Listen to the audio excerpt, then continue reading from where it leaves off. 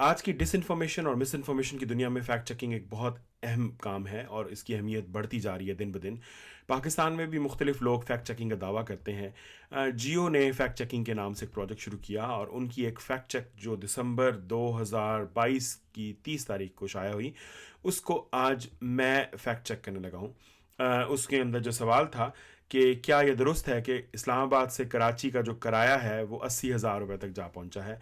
ये बुनियादी तौर पे एक ट्वीट की बुनियाद पर किया गया था, जिसमें ट्वीट करने वाले साहब जो थे उन्होंने ये लिखा था कि कराची और इस्लामाबाद के दरमियान किराए हैं उनको निजी एयरलाइंस ने और पीआईए ने बढ़ा दिया है और 80,000 तक जा पहुंचे हैं। अब अगर हम फैक्ट चेक पर जायजा लें, जियो ने फैक्ट चेक करने के लिए ट्रैवल एजेंट्स और एयरलाइंस से बात की और एयरलाइंस और ट्रैवल एजेंट्स से पूछा कि क्रिसमस के करीब जो हैं वो एयरलाइंस के किराए जो हैं वो 80,000 तक पहुंच गए हैं। तो एयर सियाल जो एक एयरलाइन है उसके एक स्टाफ ने इनको बताया, लेकिन उस स्टाफ का नाम नहीं है। तो बुनियादी तौर पे जो फैक्ट चेकिंग का सबसे इम्पॉर्टेंट असूल ये है कि आप चीज़ को किसी टेंजिबल बुनियाद पर स्टैब्लिश करते हैं। अगर स्टाफ नाम नहीं दे सकता तो कम से कम जो टिकट बिका है उसकी फ़ोटोशॉप या उसकी स्क्रीन तो दे सकता है ना, स्क्रीनशॉट तो दे सकता है, यानी कि वो एविडेंस तो प्रोवाइड कर सकता है जिसकी बुनियाद पे मैं एज अ कारी फैक्ट ये समझ सकूं कि जी ये बात जो कर रहा है वो दुरुस्त कर रहा है। अच्छा, फिर sky travel and tours Islamabad जो है उनसे बात की, तो वहाँ पे भी बग़ैर नाम बताए एक साहब जो हैं उन्होंने कहा कि one way ticket from Islamabad जो है वो 45,000 रुपये तक पहुंच चुका था, और बल्कि उन्होंने 55,000 तक, यानी कि अगर 55,000 है तो रफली वो 90 तक पहुंच रहा है ड्यूरिंग पीक सीजन। लेकिन इसका कोई सबूत नहीं है, यानी इसका कोई एविडेंस नहीं है। ये एक शख्स कह रहा है it is possible that some people might have even bought a return ticket for 1 lakh rupees, यानी वो माइट हैव इवन, यानी कि उनके पास कोई सबूत नहीं है, उन्होंने ये दावा किया है। अच्छा, मेहरान मलिक जो रिजर्वेशन डिपार्टमेंट के हैं सरीन एयर से, उन्होंने कंफर्म किया कि 36,000 रुपए तक जो है वो फेयर्स इंक्रीज हुए थे वन वे फ्रॉम इस्लामाबाद। तो अगर हम 36,000 को डबल भी कर लें, सो 36/2 जो है वो 72,000 रुपये बनता है, 80,000 रुपये नहीं बनता किसी सूरत में भी। और ये तो होगी बात एक तरफ। अब हम उसके अवामिल की तरफ आते हैं कि जो एयरलाइंस के टिकट्स हैं वो क्यों इतने महंगे होते हैं।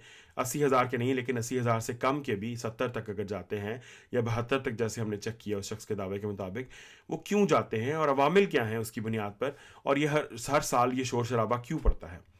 इसके लिए हमें ये जानना ज़रूरी है कि एयरलाइन का टिकटिंग सिस्टम कैसे काम करता है, तो हम उसके ऊपर थोड़ी सी बात करते हैं आगे चल के। तो इस बारे में मैंने दिसंबर 2018 में खबर की थी। 21 दिसंबर 2018 को ये खबर बीबीसी उर्दू पे शाया हुई थी। 2018 की जो बात है अगर की जाए तो उस वक्त लोग बात कर रहे थे कि 40,000 से 65,000 रुपये तक जो है वो रिटर्न टिकट उस वक्त बिक रहा था, यानी 4 साल पहले 2022 से।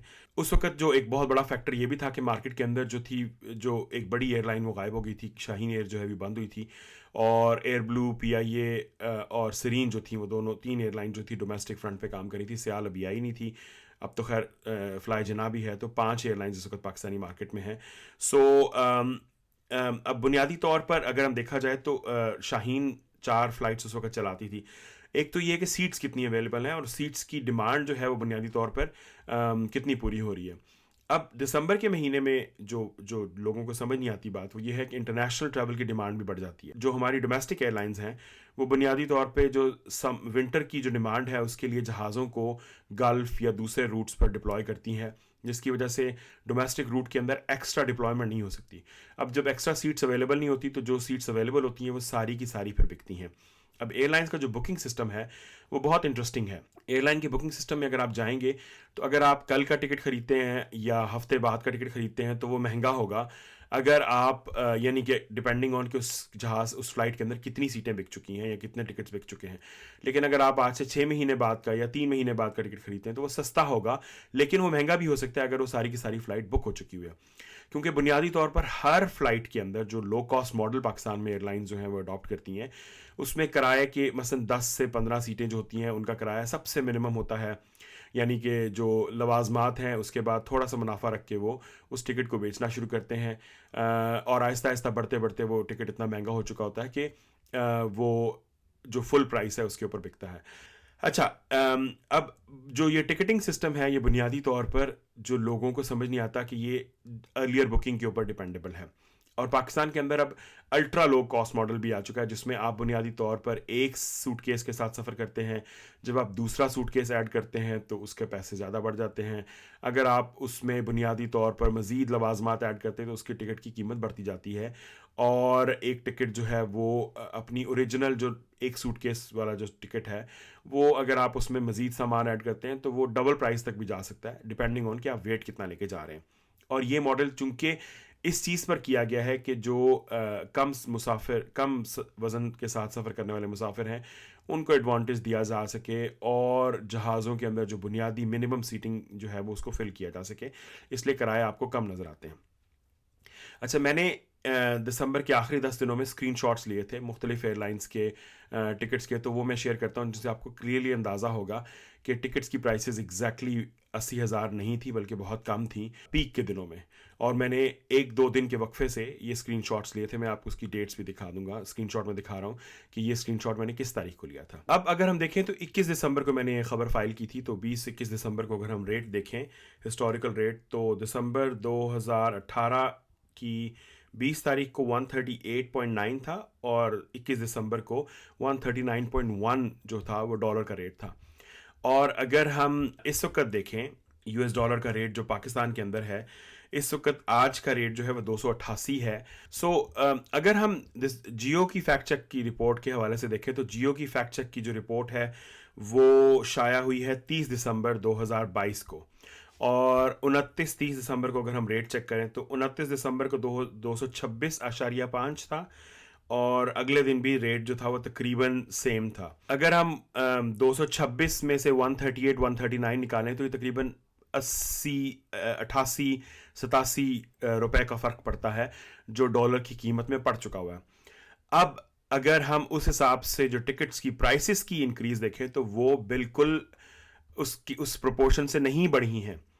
अगर लोग ये दावा कर रहे हैं 2018 में कि इस्लामाबाद कराची और लाहौर कराची के दरमियान टिकट जो है वो बुनियादी तौर पर 65-70 हज़ार का बिक रहा है, और 2022 में 4 साल के बाद जब डॉलर पाकिस्तानी रुपए के मुकाबले में 88 रुपए 87 रुपए बढ़ चुका हुआ है, तो उसमें जो रेट क्या 15,000 रुपए का फ़र्क पड़ा, तो ये कोई बहुत बड़ा फ़र्क नहीं है। क्योंकि देखने वाली बात यह है कि एयरलाइंस जो पेमेंट्स हैं सारी की सारी वो डॉलर्स में करती हैं। जो बुकिंग सिस्टम वाली कंपनी है उसको भी, सॉफ्टवेयर वाली को भी, उसको भी जो फ्यूल की कॉस्ट है उसका भी डॉलर में पे होता है, लीज जो पेमेंट्स हैं वो भी डॉलर में पे होती हैं। उसके अलावा मेजॉरिटी जो दूसरे लवाजमात हैं, पायलट ट्रेनिंग है, क्रू की ट्रेनिंग्स वगैरह हैं, जो मेजॉरिटी अखराजात हैं वो सारे के सारे डॉलर्स में लेते हैं। सिविल एविएशन तक डॉलर में जो है वो बहुत सारी चीज़ें वसूल करती है। तो ये जो बुनियादी तौर पे एक बात की जाती है कि जी एग्जॉर्बिटेंट प्राइसेस और ये सब, आप उसको इन्फ्लेशन के साथ भी देख लें तो फिर भी मैं समझता हूं कि किरायों में होशरुबा इजाफा नहीं था, जो कि फैक्चुअली ये प्रूव होता है सारी बात से। अच्छा, जब हमने एयरलाइन से पूछा तो पीआईए की तरफ से हमें पता चला कि 67,000 यानी 67,000 रुपए जो था उसका मैक्सिमम फेयर जो है वो उनके सिस्टम में आ रहा है। अब अगर एक ट्रैवल एजेंट से टिकट ले रहे हैं आप पीआईए का, तो वो ऑफ कोर्स इसके ऊपर 1%, 2%, समटाइम एजेंट्स 3% तक भी उसके ऊपर जो है वो अपना हिस्सा रखते हैं। उस हिसाब से आप कैलकुलेट कर लें कि कितना ये जो उसके ऊपर जो एजेंट्स का है वो बुनियादी तौर पे कितना उसके ऊपर रेट पड़ता है। तो बेस फेयर की जहाँ तक बात की जाती है, तो हमें जब आप फैक्ट चेक करने लगे हैं तो आपने बुनियादी तौर पे क़ारीन को ये क्लियर करना है कि बेस फेयर की बात हो रही है। अब एक शख्स जो एक सूटकेस के साथ जा रहा है उसका मवाजना जो है एक पूरे यानी कि क्या कहते हैं घर का सामान ले जाने वाले से नहीं किया जा सकता। अगर एक शख्स 40 किलो की जगह 200 किलो सामान लेके जा रहा है तो उसको ऑफ कोर्स ज़्यादा पैसे पे करने पड़ेंगे। आप उसके टिकट की बुनियाद पे ये फैसला नहीं कर सकते कि जी 80,000 का टिकट बिका है। तो ये सारी जो बेसिक जो इंट्रिकेट जो चीज़ें हैं, अगर आप फैक्ट चेक करने निकल रहे हैं तो मेरे नज़दीक ये सारी को करना चाहिए। अदरवाइज़ आप एक बेसिकली डूबियस किस्म की जॉब कर रहे हैं जो कि जियो ने की है। तो ये बहुत ही एक यानी कि अहमकाना किस्म की एक चीज़ है मेरे नज़दीक। अगर आपने फैक्ट चेकिंग करनी है तो उसको प्रॉपर सिस्टमेटिक तरीके से करें। अदरवाइज़ मेरे इससे आप बुनियादी तौर पर जो ट्रस्ट है उसको एरोड करने की कोशिश करते हैं, क्योंकि लोग फैक्ट चेकिंग के लिए फैक्ट चेकिंग वेबसाइट्स पे आते हैं ताकि वो हकीकत का सामना कर सकें। अगर आप उनको ज़राए पर मबनी खबरें देंगे तो फिर तो मैं नहीं समझता कि ज़राए पर मबनी खबरों की बुनियाद पर फैक्ट चेकिंग की जा सकती है। अब जो टिकटिंग का सिस्टम है उसको समझे बगैर अगर आप फैक्ट चेकिंग करें तो वो भी गलत है। एयरलाइन का सिस्टम बिल्ड ही ऐसे हुआ है, दिन ब दिन जो बढ़ता है। अब मसलन इस्लामाबाद से काबुल का जो टिकट है वो रास्ता 45 मिनट का है, और 45 मिनट के ऊपर दो एयरलाइंस फ्लाई करती हैं, काम एयर और अफगान आरियाना एयरलाइन है जो तालिबान की एयरलाइन है, और $250 का टिकट है जो कि 72,000 रुपए बनते हैं। यानी इस्लामाबाद से काबुल जाना आना और फिर जाना मिलकर कराची का एक टिकट बनाता है, यानी कि तकरीबन कराची का सफर जो है वो 2 सवा 2 घंटे का बनता है। अगर आप लेट्स से रिटर्न टिकट बना लें तो $500 का टिकट तकरीबन जो है वो काम एयर चार्ज कर रही है काबुल इस्लामाबाद के दरमियान में। तो उसके मुकाबले में अगर हम देखें तो ये कुछ भी नहीं है। अब इसी तकाबली जायजे को अगर हम थोड़ा सा एक्सपैंड करते हैं, अब मैंने यूरोप की बहुत बड़ी लो कॉस्ट एयरलाइन EasyJet की जो बुकिंग सिस्टम है वो खोला है, और उसके ऊपर मैंने डेट्स दी हैं लंदन से पेरिस की फ्लाइट्स के दरमियान 13 अप्रैल से 22 अप्रैल के दरमियान में मैंने दी हैं। तो जो ऑप्शन मुझे वो दे रहा है 63 पाउंड तकरीबन 64 पाउंड का दे रहा है, एक 96 पाउंड का तकरीबन दे रहा है जिसमें 3 सीटें रह गई हैं, 73.9 का टिकट दे रहा है 15 अप्रैल का। वापसी पे जो है वो सबसे कम मुझे फेयर 49.74 का मिल रहा है, फिर 57 पाउंड्स का भी एक टिकट मिल रहा है, मुझे 53 पाउंड्स का भी एक टिकट मिल रहा है। जाती दफा अगर हफ्ते को मैं रात की फ्लाइट लेता हूं यानी कि 5:30 दोपहर की जो है सपहर की, तो मुझे तकरीबन 40 पाउंड का टिकट मिल रहा है। उससे भी थोड़ा सा अगर मैं मसलन 14 अप्रैल को टिकट लूं जो 5:20 पर है तो वो मुझे 37 पाउंड का मिल रहा है। और इस तरह करके तो लेट से अगर मैं 36 को भी पिक करता हूं, ये बुनियादी तौर पे वो बुकिंग सिस्टम है, जो टिकटिंग सिस्टम है वो आपको नजर आता है कि किस तरीके से काम करता है। सेम चीज़ यही अगर हम एयर ब्लू की वेबसाइट पे करें, कराची टू इस्लामाबाद लेट से हम 13 अप्रैल और वापसी जो है वो हम डालते हैं 21 अप्रैल की, एक बंदा है, हम उसके ऊपर देखते हैं टिकट्स की जो कॉस्ट है वो हम उसका जायजा लेते हैं। जो मुझे वैल्यू टिकट मिल रहा है जिसमें नो बैग, कोई बैग नहीं, आप सिर्फ अपने हाथ का जो थोड़ा वो जो है वो लेके जा सकते हैं, वो 23,000 का मिल रहा है। 20 kg के एक बैग का 24,400 का टिकट मिल रहा है, और दो बैग्स जो 20 kg के यानी 40 किलो के दो बैग्स जो हैं, यानी टोटल जो है वो बैग्स, उनका टिकट 26,900 यानी तकरीबन 27,000 का मिल रहा है। ये वन वे है। सो लेट्स से अगर हम महंगा तरीन टिकट पिक करते हैं और उसके बाद हम वापसी के लिए भी 6 अप्रैल का, अच्छा ऊपर टिकट्स की फिर प्राइसेस भी दी हुई हैं, मसलन 5 अप्रैल को 19,000 का टिकट मिल रहा है, 6 अप्रैल को 17 का जो है वो मिल रहा है तकरीबन थर्सडे को, यानी बेस जो स्टार्टिंग है इस वक्त जो अवेलेबल है, और 8 अप्रैल को अगर मैं जाऊं तो 15,000 का मिल रहा है। तो लेट्स से मैं अगर 8 अप्रैल करता हूं तो 8 में स्टार्टिंग जो बेसिक है, जो वैल्यू है विदाउट बैग, वो 15,700 का है, जबकि जो एक्स्ट्रा है दो बैग्स के साथ वो, अब ये दोनों मिलकर भी 44,649 रुपए बन रहे हैं। तो ये बुनियादी तौर पे जो ये जो निटी ग्रिटी है, ये बताए बगैर आप कैसे फैक्ट चेक कर सकते हैं कि एक टिकट की प्राइस कितनी है। और अगर मैं यही मसलन वैल्यू पे ले जाऊं, और वैल्यू पे तो ये टिकट 40,000 रुपए का बन रहा है, यानी सीधा साधा 4,000 समथिंग जो है वो कम हो गया। सेम यही चीज़ अगर हम सरीन की वेबसाइट पे जाएं, मैं इस्लामाबाद से कराची का टिकट हम करते हैं और डेट्स हम वही सेलेक्ट करते हैं 13, और वापसी की जो डेट है वो 21 तारीख रखते हैं हम। तो हम सबसे महंगा उठाते हैं, 20,000 का ये टिकट है, 21,000 का वापसी का टिकट जो है वो हमने पिक किया, तो हमारा टिकट टोटल जो है वो 41,600 का पड़ रहा है। अच्छा जी, एयर सियाल जो है उसके ऊपर अगर हम जाएं तो इस्लामाबाद कराची और डिपार्चर डेट सेम 13 तारीख रखते हैं, वापसी की तारीख जो है वो हम राउंड ट्रिप कर रहे हैं, वापसी की तारीख जो है वो हम 21 रखते हैं। और लेट्स से क्या कहता है, इन्होंने बुनियादी तौर पर जो गुंजाइश रखी हुई है वो सबसे सस्ता टिकट तकरीबन उनका भी 19,600 का है वापसी का। सो लेट्स से हम 19,000 का कर रहे हैं। अब आगे इन्होंने नो बैग के साथ जो है वो सोल्ड आउट किया हुआ है, और 19,600 यानी कि तकरीबन 1,000 रुपये का फ़र्क है दो बैग्स और एक बैग के दरमियान में। तो लेट से हम एक बैग वाला जो है वो, बल्कि हम एक नहीं 2 बैग्स वाला सेलेक्ट करते हैं, और वापसी पे भी हम 2 बैग्स वाला सेलेक्ट करते हैं, तो ये 42,610 का है टिकट जो है वो हमने रिटर्न टिकट जो है वो हम सियाल की वेबसाइट पे देख रहे हैं। सो ये चीज़ समझने की ज़रूरत है कि बुनियादी तौर पे बुकिंग सिस्टम जो है वो बहुत मायराइड और बहुत इंटरेस्टिंग किस्म का एक सॉफ्टवेयर होता है, जो आपकी डिमांड्स टाइमिंग के हिसाब से, फ़्लाइट की फुल हाफ होने के हिसाब से डिपेंड करता है। और जहाज़ के अंदर सिर्फ बिजनेस क्लास और इकॉनमी क्लास नहीं होती, इकॉनमी के अंदर जो टिकट क्लासेस होती हैं वो भी होती हैं।